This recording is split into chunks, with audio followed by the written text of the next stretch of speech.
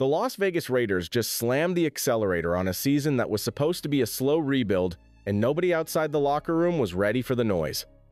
Insider cameras caught Pete Carroll punching the air after a late-night roster call, hinting that the franchise finally found the fuse it has been missing since its last playoff spark.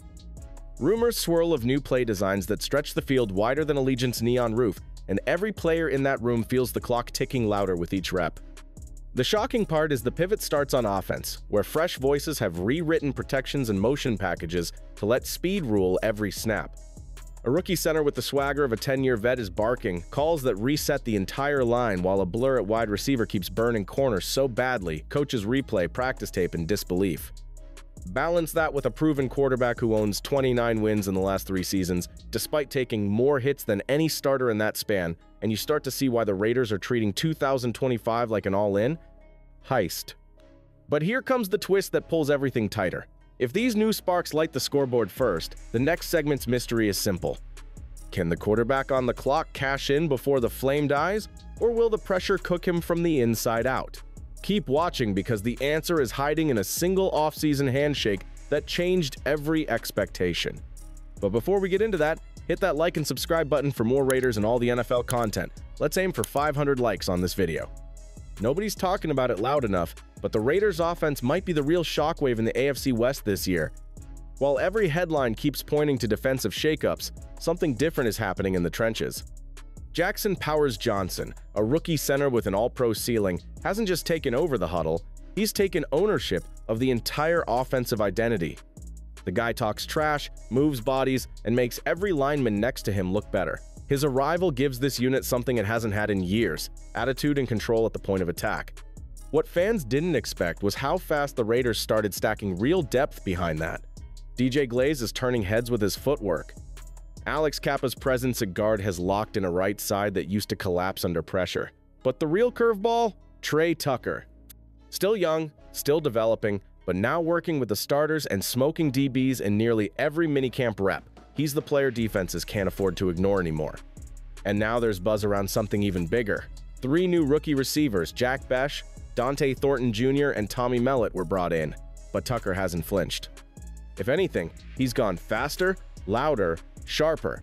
The new system favors vertical speed, and he's responding like someone who knows his shot just arrived. But the man throwing him the ball? That's the story we need to talk about next, because he's the one carrying the weight of the whole season. The Las Vegas Raiders didn't just sign a quarterback. They placed the entire future of the franchise in Geno Smith's hands, and not everyone realizes what that actually means. He isn't here as a bridge or backup plan. He's here to prove he's still a top-tier starter in a league that gave up on him twice. The front office didn't bring him in just because of experience. They brought him in because Pete Carroll believes Geno's ceiling still hasn't been hit, and when Tom Brady quietly backed the move behind closed doors, the room went silent. That endorsement wasn't casual, it was calculated. Geno's got 29 wins over the last 3 seasons, a better total than names who get all the spotlight. But nobody wants to talk about the fact he did it with one of the worst offensive lines in the league. Now, he's stepping into a system with a cleaner pocket, more weapons, and a head coach who knows his playbook inside out. No excuses, no delays, just pressure. But here's where it gets real. If Geno performs, the Raiders finally have a path forward. If he doesn't, they're back in the chaos that's haunted this team since Derek Carr's final season. The leash isn't long, and the expectations aren't small. And as all eyes watch Geno from the front, there's a defender waiting in the shadows, one who might hold just as much power over how this season ends. For years, the Raiders' defense has lived and died by Max Crosby. Every snap, every pressure, every heartbeat of that unit came from number 98. But this season, something different is finally taking shape on the opposite side of the line. Malcolm Koonce isn't just a rotational edge anymore. He's the co-star this defense has been begging for. After being buried under the last regime, Malcolm exploded down the stretch of 2023 with a dominant run that earned him a pass rush grade of 84.9 from PFF over the final 9 games. Then he tore his ACL right before 2024 kicked off. Just when it looked like he was about to break through, everything stopped. But that didn't scare the new staff. They brought him back on a 1-year, $12 million prove-it deal. It's a bet on upside, timing, and hunger. And it's not just about sacks, it's about chemistry. Under Antonio Pierce and Patrick Graham, Malcolm looked like the perfect fit. The guy doesn't talk much, doesn't celebrate loud, but he wins quietly and consistently. Raiders fans know what that type of player can become. Now, with Christian Wilkins inside and Tyree Wilson developing, Malcolm doesn't need to be a savior. He just needs to be the player he already showed he can be.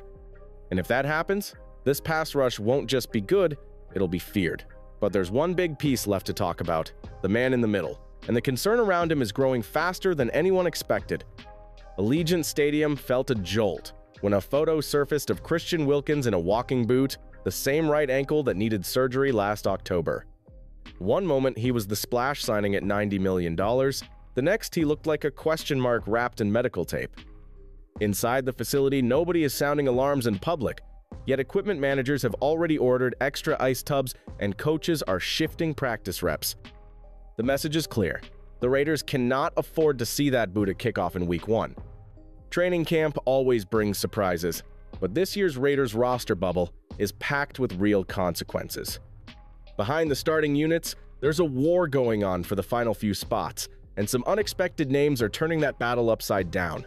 Zachary Carter is one of them. The moment Wilkins stepped back, Carter stepped forward. He's quietly taking first-team reps and showing enough control to make the staff wonder if they'll need to keep extra bodies on the interior. But he's not the only one creating noise. Undrafted rookie Jaw Joyner is the wild card nobody saw coming.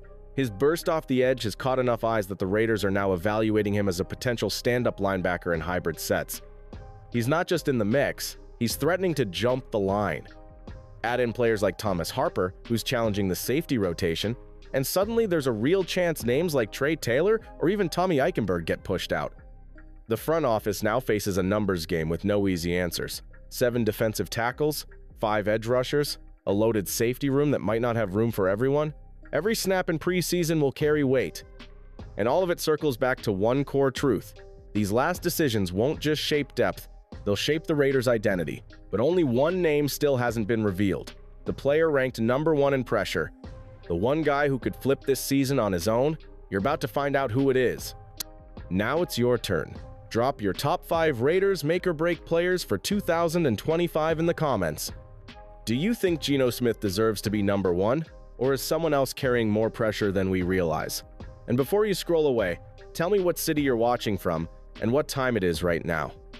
Let's see how far Raider Nation truly stretches.